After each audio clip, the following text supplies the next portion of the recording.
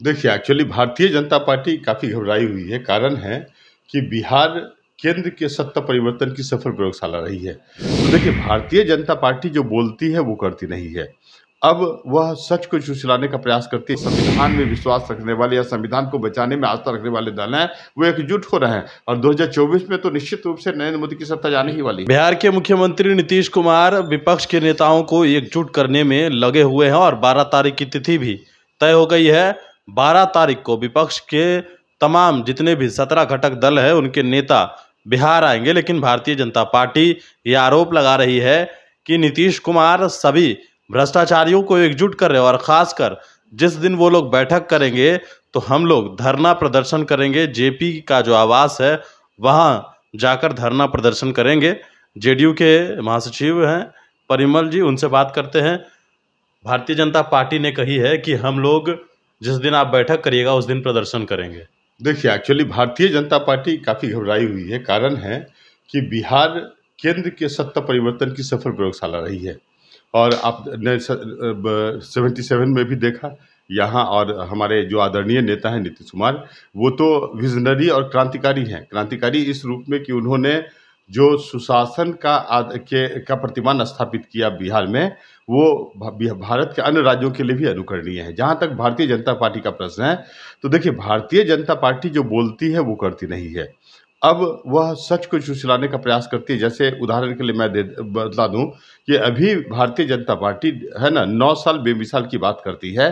तो मैं एग्जांपल देता हूं कि बेमिसाल इस कंटेक्स्ट में भी कहा जाना चाहिए कि केंद्र सरकार की ही संस्था है इंडियन स्टैटिस्टिकल ऑर्गेनाइजेशन, उसके प्रतिवेदन में उन्होंने कहा है कि भारत में नरेंद्र मोदी शासनकाल में जो बेरोजगारी है पिछले 45 वर्ष के रिकॉर्ड को तोड़ चुकी है। दूसरी बात, ग्लोबल हंगर इंडेक्स की जो रिपोर्ट आए हैं उसमें भारत को 29 राष्ट्रों में शामिल किया गया है जहां भुखमरी और कुपोषण चरम पर है। यहां तक कि भारत की स्थिति इनके पड़ोसी जो राष्ट्र हैं उससे भी बदतर है। इसके अलावा मैं बतला दूं कि जैसे बीजेपी की प्रवृत्ति है कि वो काम तो कुछ नहीं करती है, साथ ही साथ वो मानवाधिकार का भी हनन करती है और तथ्यों को छिपाने के लिए मीडियाकर्मियों पर भी दबाव डालने का प्रयास करती है। जो इस बात से स्पष्ट है कि जो अभी 2022 में जो world press freedom index report आए हैं उसमें भारत को मीडिया कर्मियों के लिए असुरक्षित राष्ट्र माना गया है। और मैं आपको जानकारी दे दूं कि बीजेपी शासित राज्यों में मीडिया कर्मियों की दिन दहाड़े हत्या होती है। तो आखिर मीडिया कर्मी जो हैं वो संविधान के अनुच्छेद 19 के तहत जो व्यक्ति की स्वतंत्रता है उसमें इम्प्लिसिटली एक्सप्रेस्ड है फ्रीडम ऑफ प्रेस। और वो बेसिकली तो वो लोग बैठक करेंगे, आप लोग उस दिन वो धरना प्रदर्शन करेंगे। इस पर अब तो उनके पास कोई विकल्प नहीं है। देखिए, उन्होंने पूरे 9 साल की बात मैं क्रमबद्ध बतला दूं।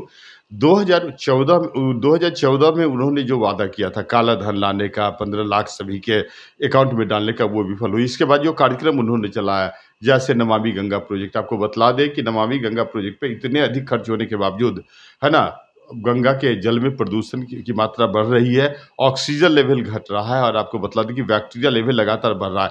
कई क्षेत्रों में गंगा जल जहरीला हो चुका है। साथ ही साथ नमामि गंगे प्रोजेक्ट में है ना कई आधुनिक शवदाह गृह के निर्माण की बात की गई थी। और आपने कोविड काल में देखा उत्तर प्रदेश में जो बीजेपी शासित राज्य है लगातार है ना प्रवाहित किए जा रहे थे सबों को। तो कहाँ है ये? फिर देखिए, इन्होंने make in India project start किया था, कहा था कि जो मैन्युफैक्चरिंग सेक्टर है उसमें ग्रोथ रेट 16% से 25% कर देंगे और इससे रोजगार भी प्राप्त होगा।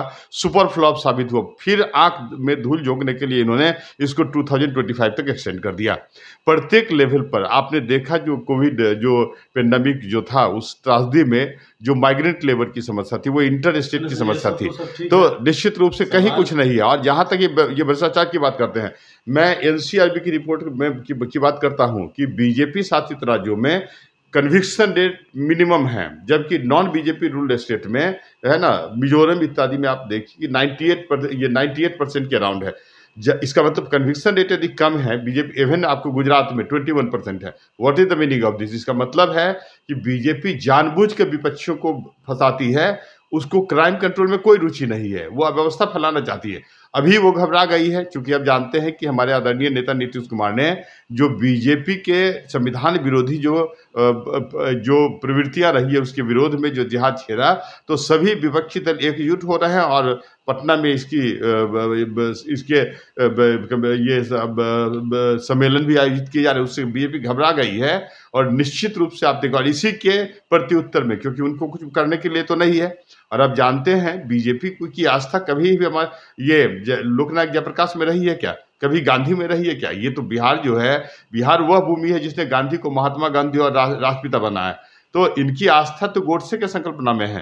तो ये बिना मतलब का जनता को भ्रमित करने के लिए ये सारा काम करने का प्रयास कर रहे हैं। मोदी भी आ रहे हैं, रैली करेंगे, आप लोग बैठक करेंगे और वो लगातार 4 रैलियां भी करेंगे। कोई अंतर नहीं है। आपको बतला दे, जब से हमारे आदरणीय नेता नीतीश कुमार ने बीजेपी को संविधान विरोधी क्रियाकलाप और आरएसएस के एजेंडे को लागू करने के प्रयास के कारण उसको बिहार के सत्ता से बेदखल कर दिया। दिन में भी आदरणीय नरेंद्र मोदी और केंद्रीय गृह मंत्री अमित शाह को दिन में भी हमारे आदरणीय नेता नीतीश कुमार का ही सपना आता है। तो निश्चित रूप से बिहार उनके, आप समझिए ना कि बिहार ही बीजेपी के पूरे राष्ट्रीय जो रणनीति है उसका केंद्र बिंदु बन चुका है। उनकी जो भी पॉलिसी बन रही है इन दिनों वो बिहार केंद्रित है। स्पष्ट है कि बिहार से वो घबरा गई है और इसी प्रत्युत्तर में वो इस प्रकार का काम कर रही है ना।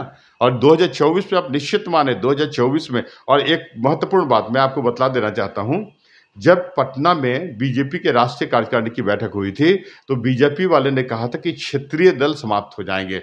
इनकी प्रवृत्ति है क्षेत्रीय दल को समाप्त करने का, और क्षेत्रीय दल क्षेत्रीय लोगों के अपेक्षा, आकांक्षा और उनके जो एस्पायरेशंस है उनको प्रतिबिंबित करते हैं। इसका और अब देखिए, यदि क्षेत्रीय दल सक्रिय हो जाए, ऐसी स्थिति में निश्चित रूप से यदि क्षेत्रीय दल भी इंडिविजुअली सक्रिय हो जाए तब भी बीजेपी को 100 से ज़्यादा 50 से ज़्यादा जो ये सीट है लोकसभा में नहीं मिल पाएंगे। और जब आप देखिए कि लगातार जो हमारे नेता ने जो प्रयास किया है, स्वाभाविक रूप से जो संविधान में विश्वास रखने वाले या संविधान को बचाने में आस्था रखने वाले दल हैं वो एकजुट हो रहे हैं। और 2024 में तो निश्चित रूप से नरेंद्र मोदी की सत्ता जाने ही वाली है। धन्यवाद। चलिए, बिल्कुल। तो हमारे साथ थे परिमल, जो कि जेडीयू के महासचिव हैं, और सीधे तौर पर नीतीश कुमार जो बैठक करेंगे उसको लेकर भारतीय जनता पार्टी प्रदर्शन करेगी। तमाम सवालों के जवाब इन्होंने दिए हैं और विस्तार से दिए हैं। अब देखना है कि आगे क्या कुछ करती है भारतीय जनता पार्टी और नीतीश कुमार का अगला कदम क्या होगा। वहीं इन्फॉर्मेशन के साथ नमस्कार।